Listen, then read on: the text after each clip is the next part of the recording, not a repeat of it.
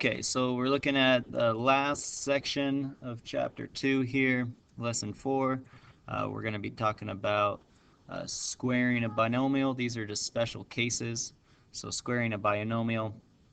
So remember that when you're talking about something squared, that means you have two of them. So x plus 8 times x plus 8. So you can FOIL this out. You can use the distributive property, or you can use the area model by making a table. So it would be a 2 by 2. X times x is x squared. You got 8x, you got 8x, and you got 64.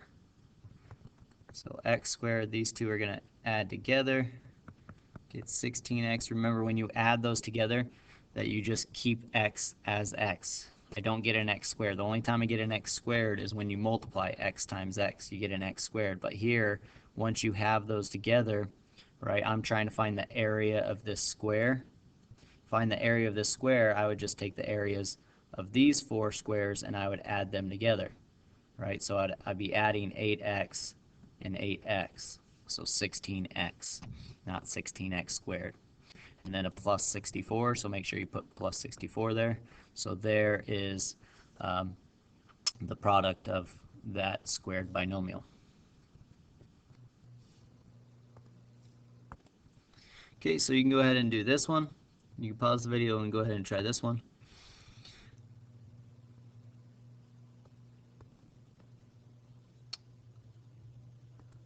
So squared means you have two of them. And then I can go ahead and do the area or do distributing. I'll do distributing. And then I got to add, taking my second term, -3, and multiplying it by the second binomial. But I don't care what method you do as long as you do it correctly, right? So 4m squared minus 6m plus -6m, then plus 9 here. So you notice that even on the last one, I had 8x and 8x in the middle. Here I have -6m and -6m. Those are the exact same, right? So again, I can add those together. So I get -12m and then plus 9. So you notice on the last example and this example that when we multiply by FOIL or distributing or using a table, when we have the same binomial, it seems to happen that my two middle things are always the same, right? So the last one was an x plus 8 quantity squared, which is x plus 8 times x plus 8. So then when I FOILed this, right, I got 8x and 8x in the middle.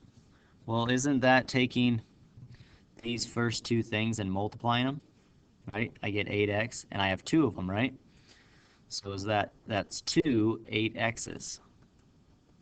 So in the middle I get 2 times whatever my first and my second thing are.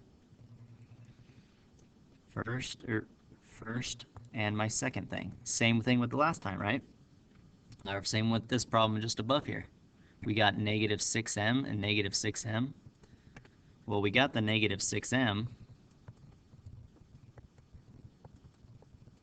So squared means you have two of them. So we got that -6m from taking 2 times -3. 2m times -3, right? -6m. And then -3 times 2m. So isn't that my first times my second? 2m times -3. And then I have two of them, so that's two of them, right? So we got -12m. So you can start to see a pattern here that kind of shows up, where notice how I got a 4m squared out front and then a +9. Well, where did I get that 4m squared? Well, that was my first times my first, right? 2m times 2m. Well, that's just taking this first thing and squaring it. 2m squared would be 2m times 2m, which is a 4m squared. And how did I get 9? Well, that was by taking negative 3 and squaring it. Negative 3 times negative 3 is a positive 9. Same thing with the one before that. You had an x plus 8. Quantity squared is x plus 8 times x plus 8. And first times first is x squared, right? Well, isn't that just taking this first one right here and squaring it? Right? These are the same thing. And then your last part was 64. Well, that was taking 8 times 8. Well, isn't that taking your second term here and squaring it? 8 squared is 64. So there's a pattern. This is why they're called special cases.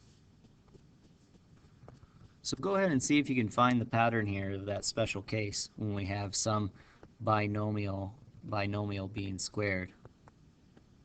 Okay, you can do it by FOIL or distributing or, you know, a table, but see if you can use those examples of doing it the quick way, a simpler way.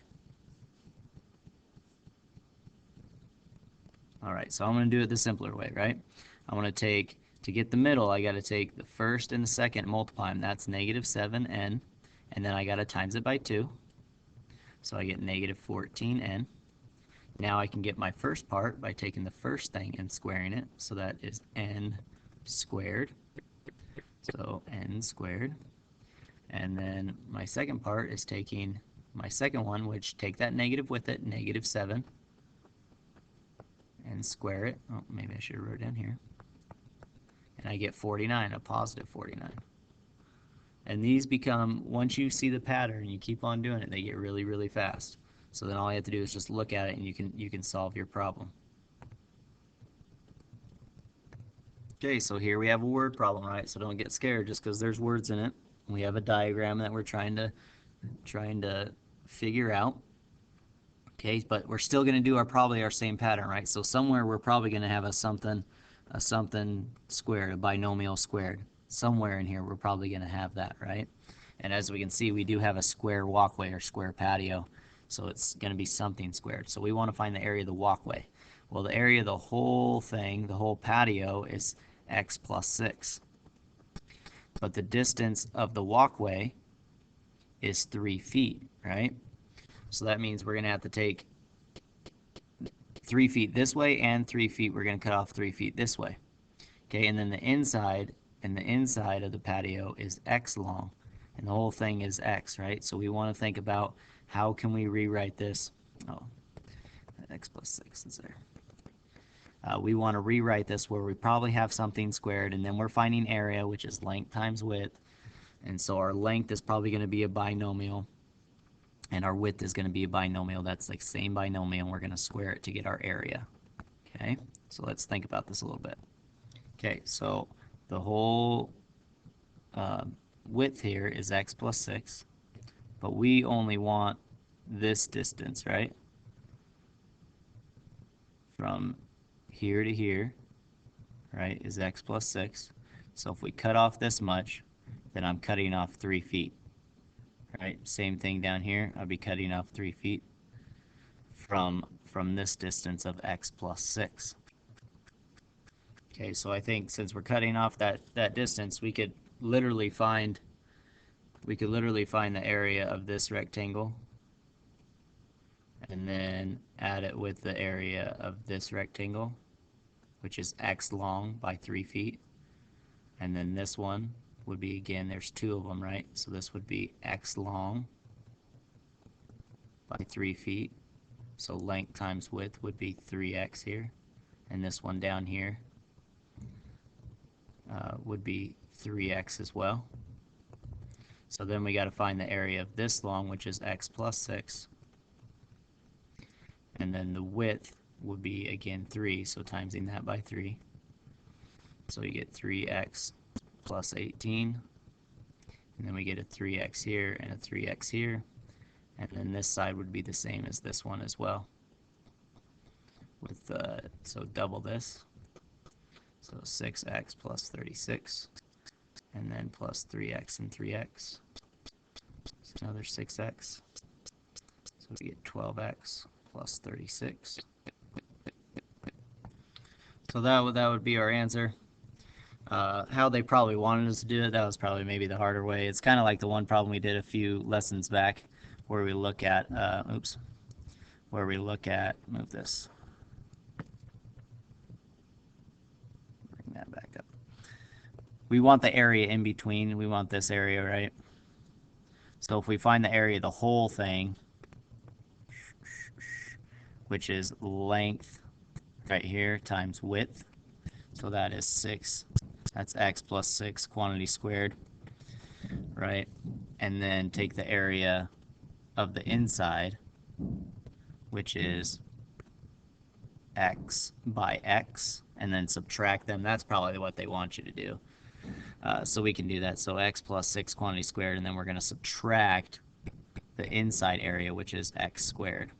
So here when we square that, because that's what we're practicing, right? Binomial squared, special case. So we get x squared, and then we take our inside, 6x, so 6 times x, and then we times it by 2, right? And then we take our last thing squared, which is 6 squared. So we have x, why did I put a 6 here? That should be squared. So we have x squared plus 12x plus 36. So you notice how we get 12x plus 36 here.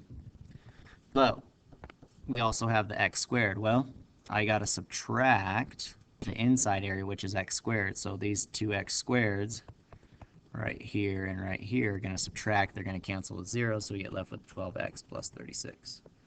So I don't know, whichever way you think you're easier. What's nice about these word problems is that you can think about it in different ways and solve it in different ways. So you go ahead and do this one and do it however you want. It's the same kind of scenario.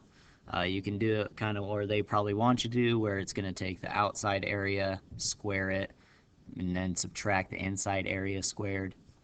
Or not the area squared, but you find the area by probably squaring it.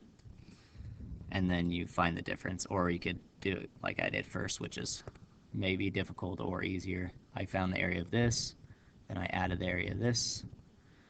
And those two, the area of this one on bottom is the same as this, so you could times it by 2, and then the area of this side is the same as this side. And then you could just add those up. So whatever's up to you. I guess I'll do it the way that they did.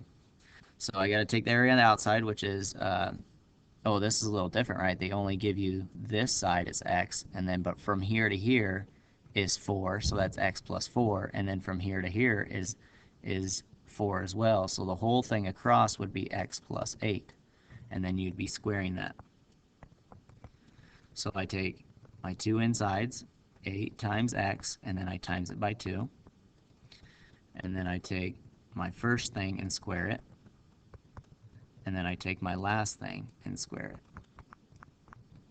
Remember, whenever you square a number times it by itself, you're always going to get a positive. So 16x plus 64. And then I'm going to subtract my second thing, the inside, which is x plus x. So square that. And so then we're basically just subtracting x squared. So these two are going to cancel out, and we get 16x plus 64. And that would be our area.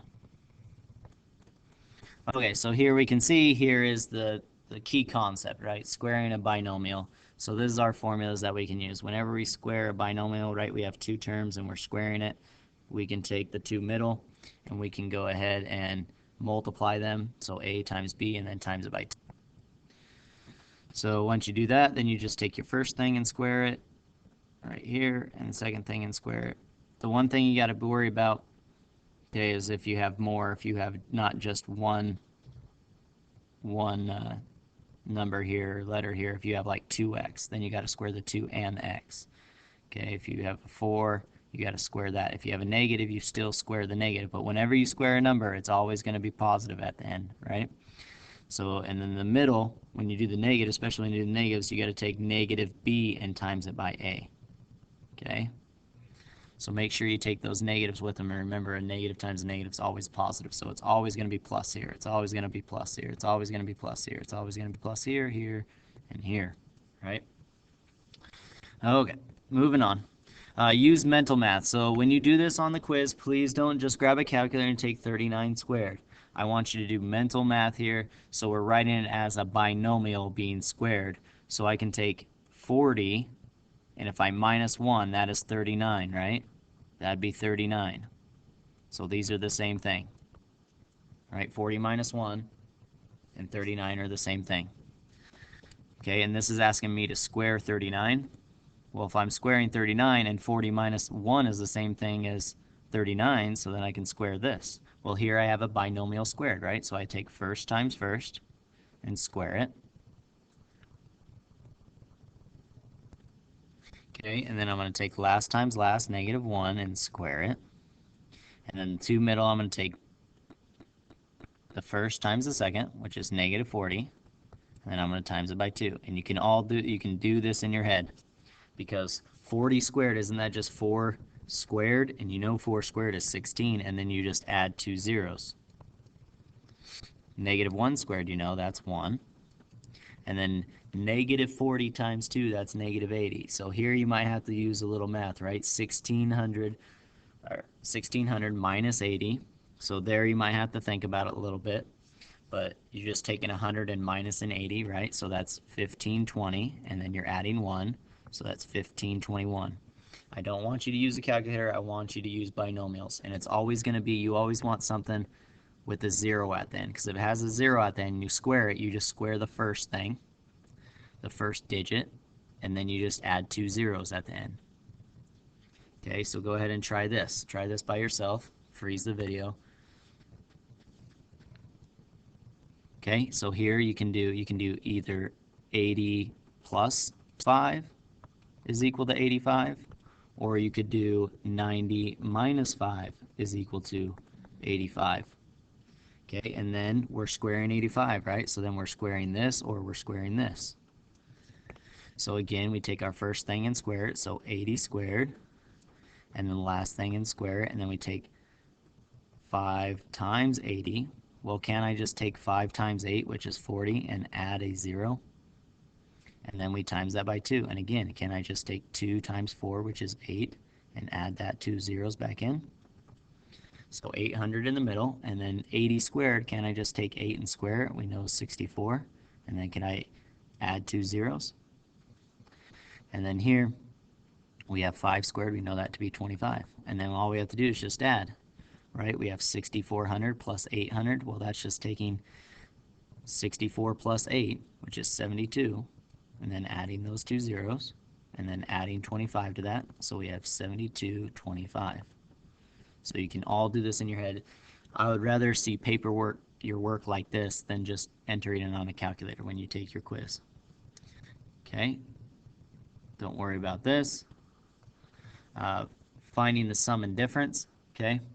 So here, again, we're foiling, so you can make a table, you can do whatever. Here, notice that they're almost the same, but they're not quite the same, right? This one's adding in the middle, and this one's subtracting in the middle. So if you foiled this out, or used the distributive property, or made a table, then you would have something like this. Okay? So there's a 2 by 2. So x cubed times x cubed is x to the 6th. You have negative 8x to the 3rd, and then positive 8x to the 3rd, and then a negative 64, because a positive times a negative is a negative. So we have 6x, not 6x, x raised to the 6. Ooh, today's trouble. Okay, these two in the middle we can add together, but if I have $8 and I spend 8, don't I have $0? So I have no middle here, and then I just have negative 64. Okay, so that would be my final answer. Notice that one of these binomials was adding and the second one was subtracting, but notice the first is the same as the first and the last is the same as the last. But here we're taking the sum, adding, and we're taking the difference, subtracting. All right, go ahead and try this, and then we'll come up with a faster way to do this, a special case. So here we have x, and I'm going to do this the distributed way, times it by x minus 9, and then I'm going to add taking 9 and distributing that to x minus 9. So x times x is x squared, x times negative 9 is negative 9x, and then I'm going to add, distributing this one, 9 times x is 9x, and 9 times negative 9 is negative 81. Notice these two in the middle, they're opposites. Whenever I add opposites, I always get 0x. So I don't write 0x, I just need to, because 0 times x is nothing, right? It's 0, so I don't need to write that. So I just have x squared and negative 81. So there's my answer, x squared minus 81. So you notice that, again, one's adding, one's subtracting, but the first is the same as the first and second's the same as the second. This is what's going to happen in all these that look like this. All right, your middle terms are going to drop out. They're going to cancel every time. And then all I have to do is take first times first, which was x, and last times last, which is 81, but it's a subtraction in the middle because I have a positive times a negative. So as you can see, here's your special cases. These are what we call conjugates. Later on, we'll discuss what conjugates mean. It's this. You have two binomials. The first is the same as the first. The second's the same as the second, but one's adding, one's subtracting. And you're always going to do your first thing squared, and then do your second thing and square it, and then it's always just a difference. It's always a subtraction here. It will always be like that when you have conjugates like this. Okay, so go ahead here, we can do mental math again. So practice, practice, it's the same concept, right? How can I rewrite 64 as a binomial? And then I want to square it. And then I also want to rewrite 56. So I want to rewrite 64 as 60 plus 4. And then I want to rewrite 56. I want to use the same numbers here, so I want to use 60 and 4. So 60 and minus 4. Now these two, I'm going to multiply them. But notice they're what I call conjugates. The first number is the same, and the second number is the same, except for one's adding and one's subtracting.